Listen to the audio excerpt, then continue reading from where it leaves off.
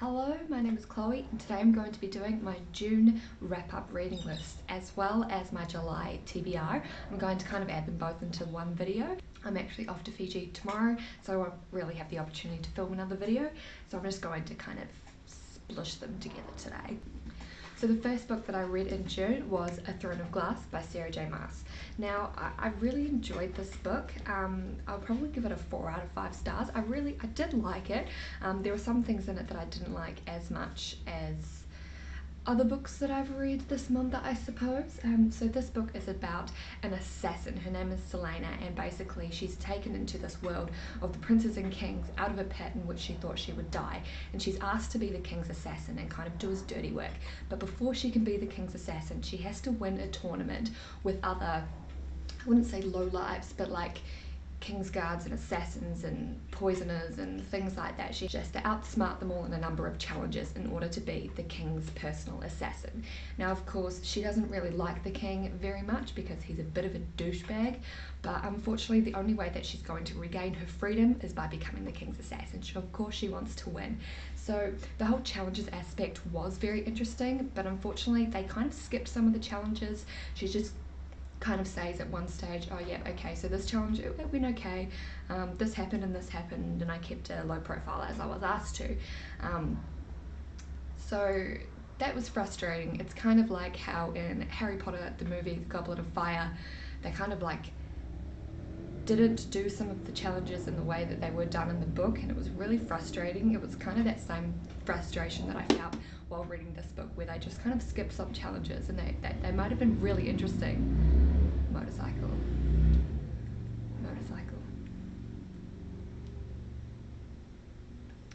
And they might have been really interesting if Sarah had gone into a little bit more detail about those, because I really enjoyed that more than anything in these books.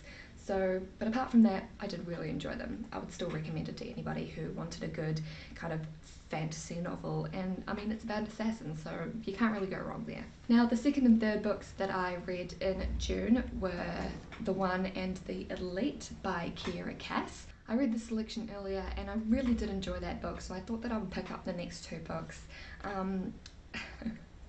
America Singer. She is one of the most frustrating characters I've probably read in a very, very long time.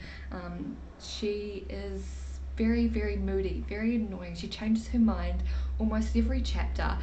Specifically in this book, I think it is, where she's kind of like, oh yes, I definitely want Maxim. No, now I want Aspen. No, Aspen now. So it's just that line in Twilight. I will always remember the line in the Twilight movie. Your mood swings are giving me whiplash. I hated that line in the movie. It wasn't in the book, and it wasn't a very good line in the movie either, but it really made me think of America Singer, unfortunately. I would probably give these books about a 3.5 out of 5 stars. While I did enjoy the storyline and the theme of the selection, there's not really many plot twists. I felt it kind of ended incredibly abruptly in this book here, where, you know, people die. I won't give it away, I won't spoil it for anyone who hasn't read these books, but it ends incredibly abruptly, and they don't really wrap up many of the other world problems that have been an ongoing theme. I mean, they get attacked like every couple of chapters by the rebels, the southern rebels or the northern rebels, whatever. But they don't really wrap that up very well. I mean, there's kind of a resolution, but at the same time, it's done in about 2 lines, which is incredibly frustrating when you've been waiting for a resolution for 3 books. So, yeah, they're good. I would say give them a go if you like a nice, easy to read romance story where the plot lines aren't that well resoluted. That's not a word, but I don't care.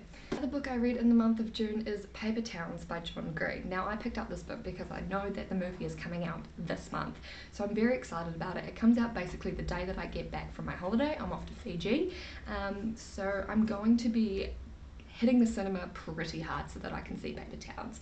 Now, this book I absolutely adored. It's just such a good book. Anything by John Green is a good book, basically.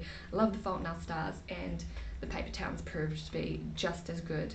A little bit heartbreaking, but I mean, that's what John Green does best. So this book is about a girl who goes missing that this boy has been kind of obsessed with his whole adolescent life, and he becomes obsessed with trying to find her and trying to discover the mystery in which she disappears. And she's kind of left these little breadcrumb clues for her in order for him to find her, it would seem. So him and his friends go on a bit of an adventure, and it's just an incredible read. I would highly suggest that you pick it up, specifically before the movie comes out. The last book that I read in the month of June was a book that I've been meaning to read for a very long time because I absolutely love the TV show. And that book is A Game of Thorns by George R.R. Martin.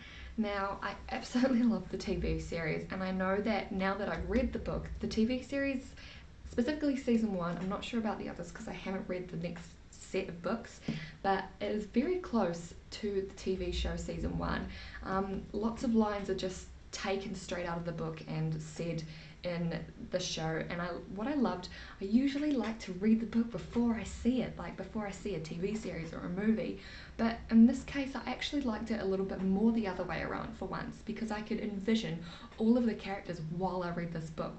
Just incredible, because I actually couldn't think of anybody else better to play these characters as the people that were actually cast in the TV series.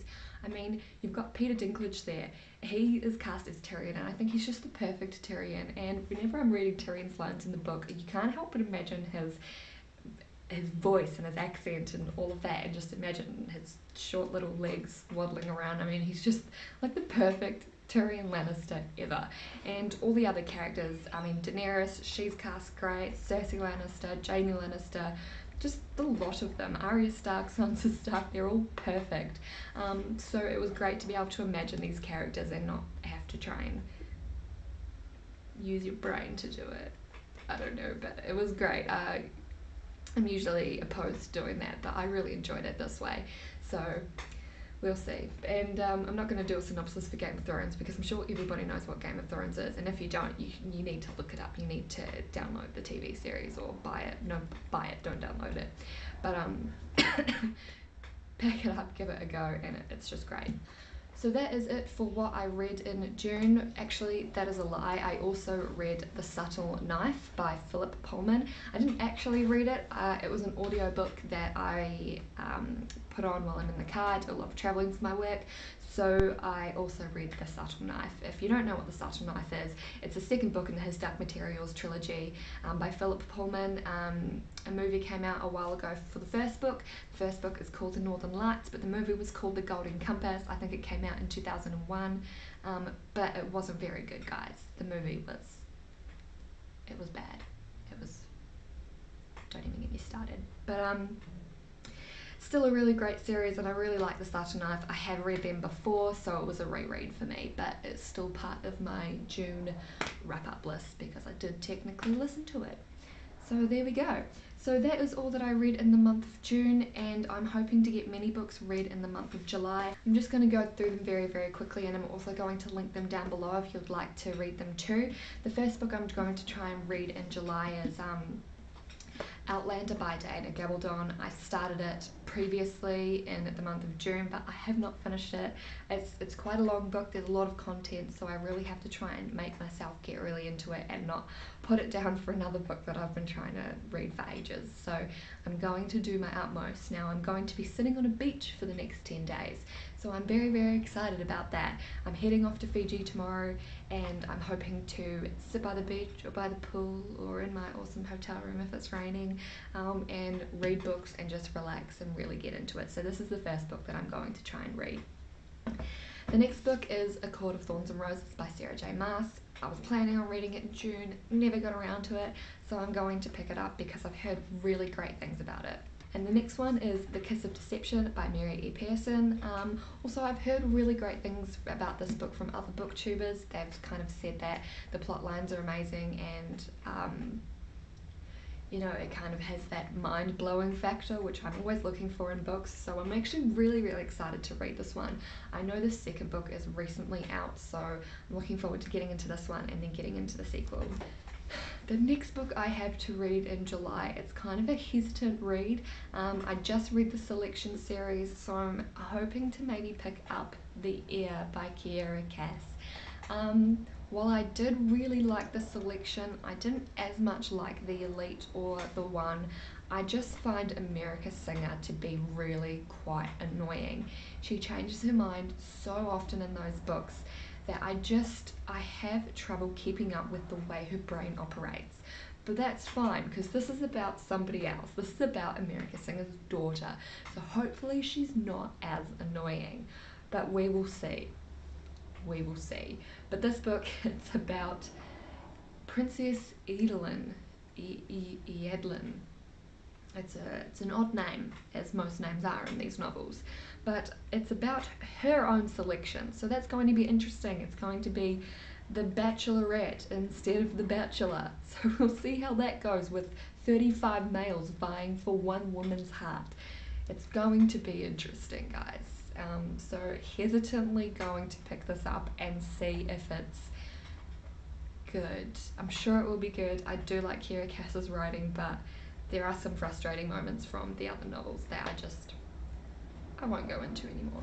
Now, I don't have a copy, but I'm also hoping to get into the second Game of Thrones book because I just really enjoyed the first one and I love the TV series, so I'm hoping to read that one as well. Alright guys, well that's all for my June wrap up and my July to be read list. Hoping I can get through more books than the ones I've shown you today, but like I said, I'm going on holiday, so I might be snorkeling or chilling with turtles. I just don't know. So we'll see how we go. Alright, thank you very much for watching today, guys. Let me know if you liked it, and also let me know what your July to be read book list is, because I'd be very interested to hear what it is. And if you have read any of these books I'm about to read or have read in this month, let me know what you thought. I'd love to hear your thoughts.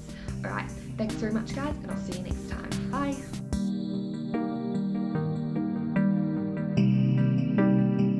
Throne of Butt.